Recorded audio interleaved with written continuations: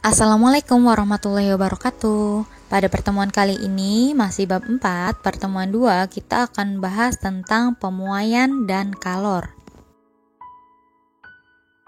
Masih berhubungan dengan suhu.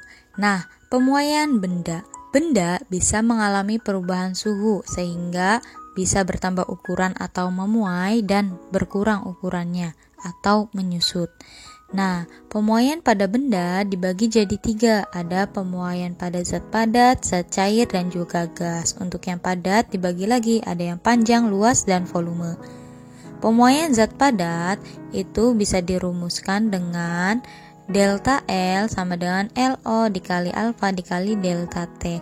Artinya panjang perubahannya sama dengan panjang awal dikali koefisien muai panjang dikali perubahan suhu.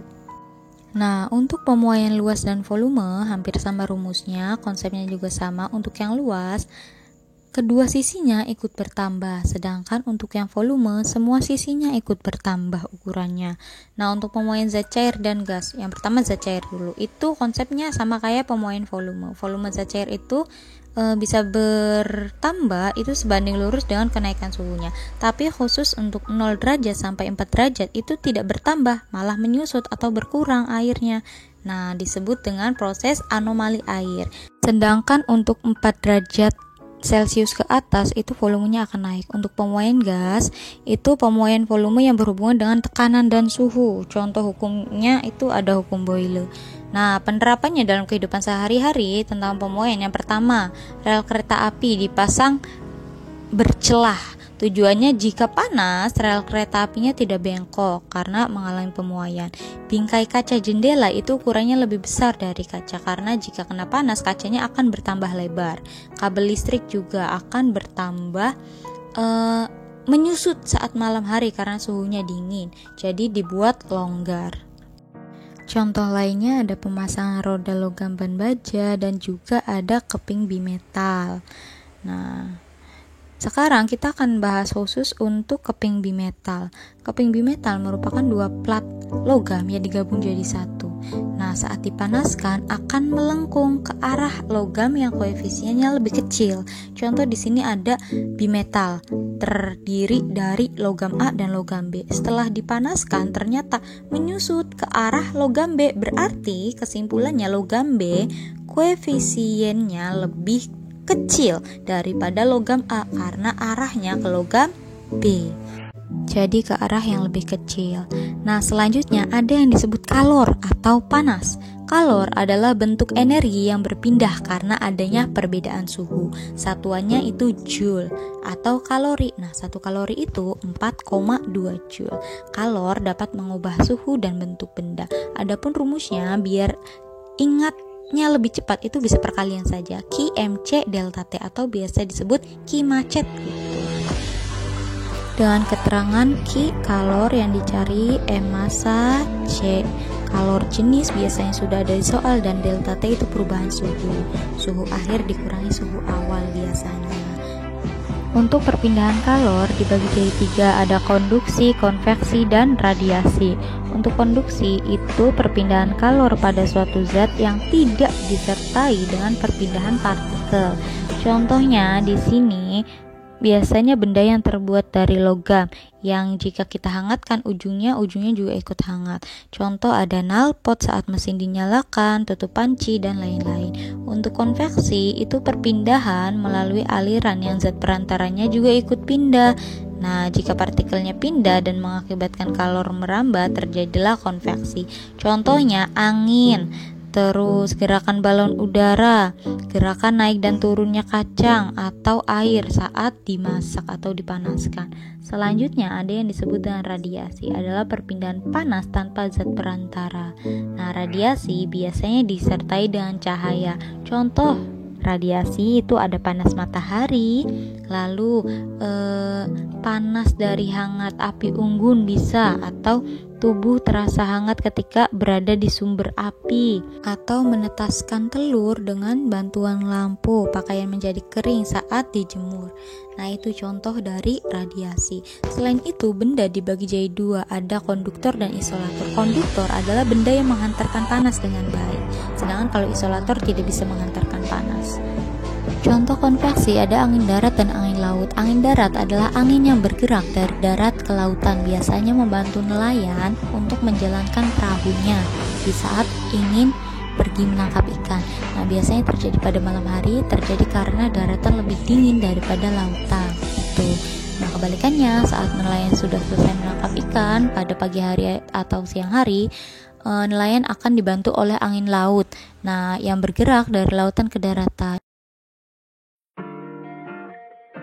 Contoh soal pemuaian panjang. Nah, rumusnya kita tulis dulu. Ada delta L atau perubahan panjang sama dengan L0 atau panjang awal dikali alfa dikali delta T atau perubahan suhu. Nah, alfa ini koefisien muai panjang. Untuk L0-nya atau panjang awalnya boleh meter atau boleh sentimeter. Nah, kita langsung ke soalnya. Sebatang baja bersuhu 20 derajat Celcius memiliki panjang 40 cm. Nah, 40 cm itu adalah panjang awal. Kita tulis dulu yang diketahui. Yang diketahui L0 atau panjang awal itu 40 cm. Apalagi yang diketahui, jika koefisien muai panjangnya 0,00001, berarti di sini koefisien muai panjang alfa sama dengan 0,00001 per Celcius. Nah, ada suhu nih. Pertambahan panjang baja pada suhu 70 derajat Celcius adalah, nah di sini ada dua suhu.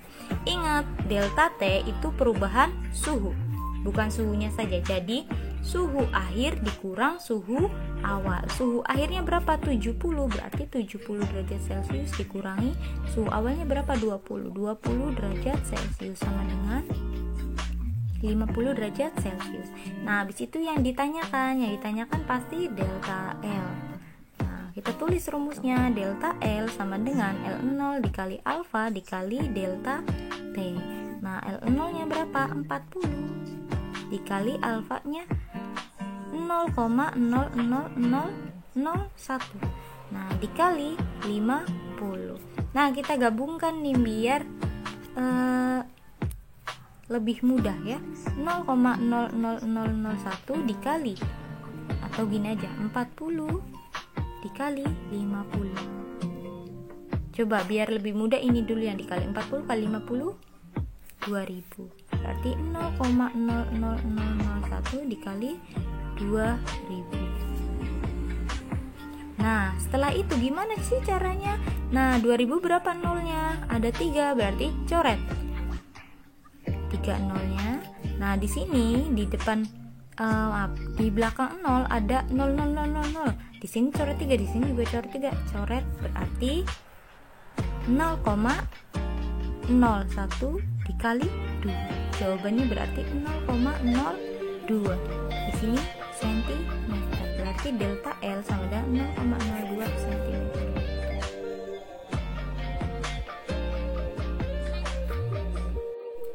Contoh soal kalor. Rumus Q sama dengan MC delta T. Q untuk kalor satuan Joule, C untuk kalor jenis, delta T perubahan suhu, yakni dengan suhu akhir dikurangi suhu awal, dan M itu massa satuan kilogram. Nah, untuk contoh soalnya, air sebanyak 5 kg bersuhu 10 derajat Celcius dipanaskan hingga 50 derajat Celcius. Jika kalor jenis air 4200 Joule per kilogram derajat Celcius, berapa besar kalor yang diserap? Nah, tulis dulu yang diketahui. Nah, yang diketahui di sini ada 5 kg. Kalau kilogram berarti massa. Massa sama dengan 5 kg.